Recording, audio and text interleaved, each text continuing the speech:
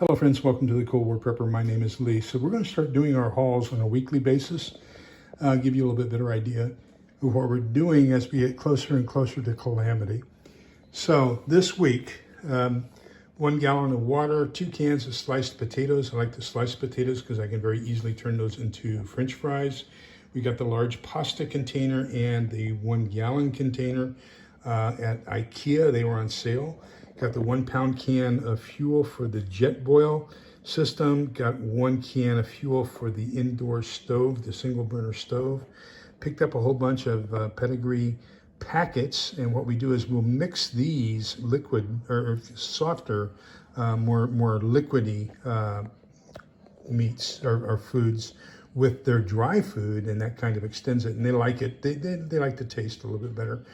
We also have, 4 or 5 cases of Caesars, and so I try to give them Caesars on Tuesday, Thursday, and Sunday, and that's kind of their treat for those 3 days. This is something I just picked up from Mother Earth products. So basically, it's a seal. So once you open a large Mylar bag, you can snap it shut, and it kind of pinches everything together and seals the Mylar bag so you don't have to reheat seal it, and it's going to give you a good tight bond for a large Mylar bag. Speaking of Mother Earth products, so, and I'll put my link for my affiliate code and everything. You can get 10% off, but I really like them. So the first time I buy in a jar so that you can see it. We can put it on the pantry cabinet and you can see what it is and see through it and see when you're short and everything else. And then you refill it from the Mylar bag. So I just dug this out so I could show you that there are both options. There's the jar option and the Mylar bag. So the first time I buy it in a jar. See, this one was bought in February of 17. So this one's 6 years old already. And then I keep that jar and I just refill it from the Mylar bags when I buy from them. So we did get a free sample in of bacon bits, and that's got to be soy probably.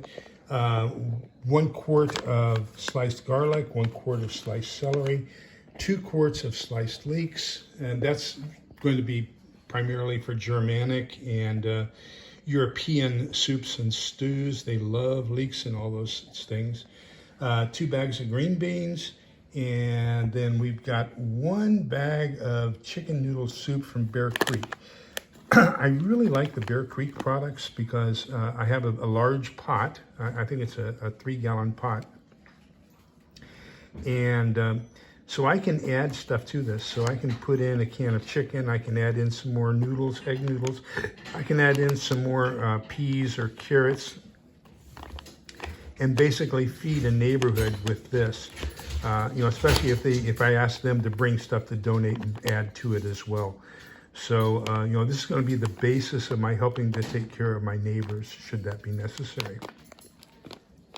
Helen wanted mac and cheese with our Polish sausage the other night, and she wanted the mac and cheese that had the squeezed cheese. So I went to the store and I picked up a 3-pack of Velveeta cheese and 1 of the Kraft mac and cheese, and this has the squeeze bucket to it as well, or squeeze packet. And she wanted the Velveeta, so one of those is missing, but we're going to add those 3 to our existing supply of mac and cheese. So our existing supply of mac and cheese, there's 2 of them. I have a case basically of Walmart generic mac and cheese, and there are a couple other generic mac and cheeses, but it's basically a full case of it. And then I have about a case of Nutrient Survival, triple cheese and mac. So, those are what we have. But she wanted something where she was going to make the shells. She prefers shells over noodles, and she also prefers the squeezed cheese. So that's what we got there. Books for this week. Okay, so the Lent book was from Catholic Press, Ascension Press, I'm sorry. And all I had to do was pay for shipping, and I got it for free. So this is a daily reflections for Lent.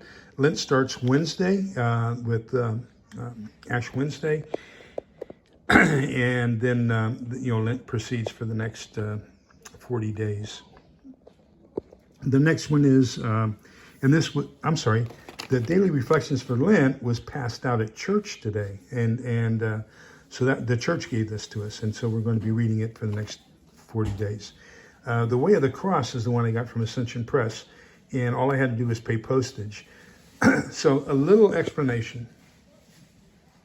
We've only become a very literate society in the last 100 to 200, even 100 years. I had one aunt who couldn't read. So, literacy today, we're just one generation, 2 generations away from having a very low literacy rate in our country. And so most people could not read. So a lot of times we look at history and we focus it through the eyes of somebody who has all kinds of books available to them, who can read them and understand them. And that hasn't always been the way life was. So one of the things that we've done over the past 2,000 years in the church is we will put pictures or icons or statues or, and in this case, we have 14 different crosses along the sides of the church. We also have them outside the church. We have an outdoor Stations of the Cross at our church. But what it is it's during Lent, we do the Stations of the Cross. And so it's a way to teach the illiterate the passion of Christ. And so, for example, here's the 4th station. Jesus meets his mother, and then it's got a response. It's got the biblical reading and a small prayer. So you do all 14 stations around the church or around the outside of the church. It takes about an hour, and it's a way to teach those who didn't have access to the Bible or didn't have access to reading or to even praise books like this in the past. And so that's one way of teaching them the history of the church and the history of the Bible and things like the Passion. So I'm doing, there are a group of men in our church that we're doing the consecration to St. Joseph. This is so I just got this in today from Amazon. You can see I've already done, so it actually started last Thursday, and so I had to do a whole bunch of catch up and do 5-6 days worth of work to catch up with the rest of the group. But what it is we're studying how to be a foster father to Christ, basically, and which is what Joseph was. And so what are some of the things that we can find out about him that make him one of the least discussed characters in the Bible? And so what would we imagine that an earthly father to Jesus, teaching him carpentry and how to read the Torah and how to pray and things like that. So what were some of the things that Joseph did, and how can we emulate that? J.J. Johnson, Reality Survival, he was on it live. I interviewed him. He strongly recommended that I read this book. And so I ordered it, and it's in. And so I'll begin reading it as soon as I get my other pile of books that I have going completed. Then, of course, I try to pick up something for the kids in case there's a total breakdown of society so that I can keep their education going. So that's basically what we've got for this week. And remember that we're all in this together so we can come out the other side together. Please be kind, polite, and respectful to each other because togetherness is the key. Take care. Bye-bye.